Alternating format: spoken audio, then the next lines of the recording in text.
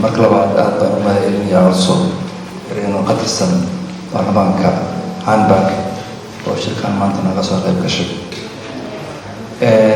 waxaan kaloo rabaa inaan aad ugu mahadceliyo dhalinyarada iyo odayaasha iyo haweenka maanta sharafta loo halkaan nala jooga oo nagu casuumay shirkan reer Hamburg oo soo qabanqaabiyey hay'adda Ani Charity oo madaxda u yahay Axmed Nuur Soomaali.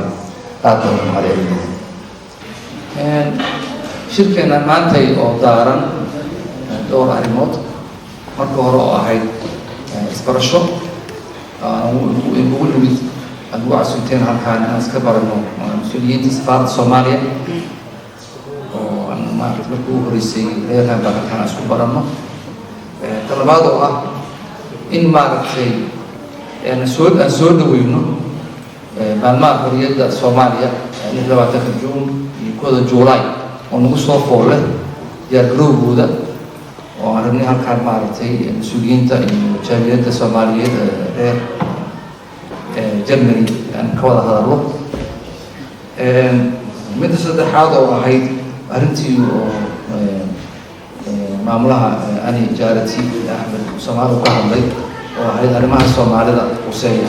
haddaan arrimaha Soomaalida waxay ka yiraahdo waddankan Jarmalka waxaa lagu sheegaa in ku nool yihiin Soomaalida 65,000 hadda waddan oo Soomaaliya oo degan 16 gobol oo ka kooban yahay waddankan Jarmalka. dadkaas oo si sharaf leh ugu nool ka shaqaysta waxna ka barta oo waddanka si fiican ugu nool. taasoo ka soo duuliya waxaana ugu xigtaa in dad qof kastoo halkaan oo Soomaaliya jooga uu yahay qof safiir ah magacii Soomaaliya wata loogana baahan yahay inuu si sharaf leh waddankan ugana noolaado ugana shaqaysto magacana uga soo jiido Soomaalida. Soomaalida waddanka timid waxay ugu badan yihiin waa dhalinyaro.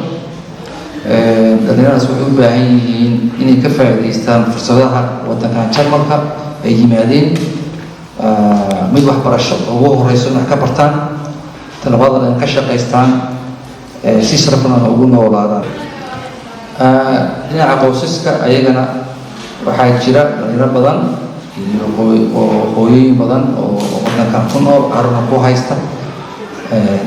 walaalahan baan masaajidka aanu ka wada hadalnay arrimaha noocaasa oo ahayd in laga warqabo carruurta haddii labada joogana carruurta la isla hayo, haddii la kala tagana in carruurta la isla hayo oo laga warqabo carruurta meeshii jooga markaas hooyada oo aan kaliya lagu dayn oo aabayaashu ay ka warqabaan.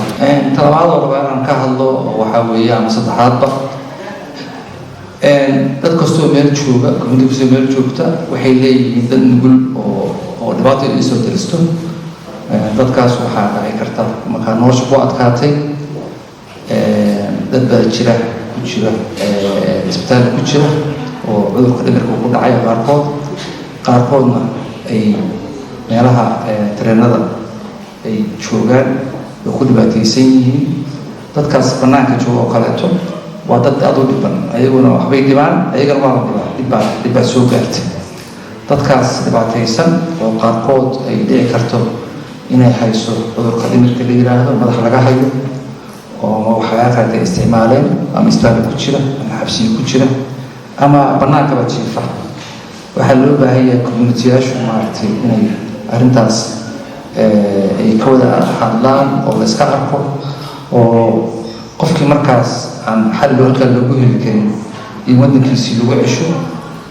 dad badan baa jiro oo nala soo xariiray community-yaasha qaarkood wiilal bay noo keeneen waddankooduna waa lagu ceshay oo waddankay joogaan. qaarkood waa fiicnaadeen oo marka waalidkood loo geeyey oo markaas way fiicnaadeen wayna shaqaystaan, qaar way arooseen, qaar business bay samaysteen.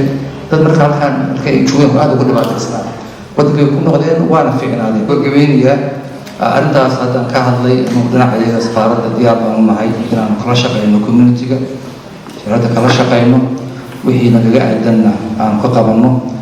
taasaan ka horanayaa. waxaan kusoo gabagabeynayaa maadaama waddankan la joogo in la iskaashado, la iska warqabo.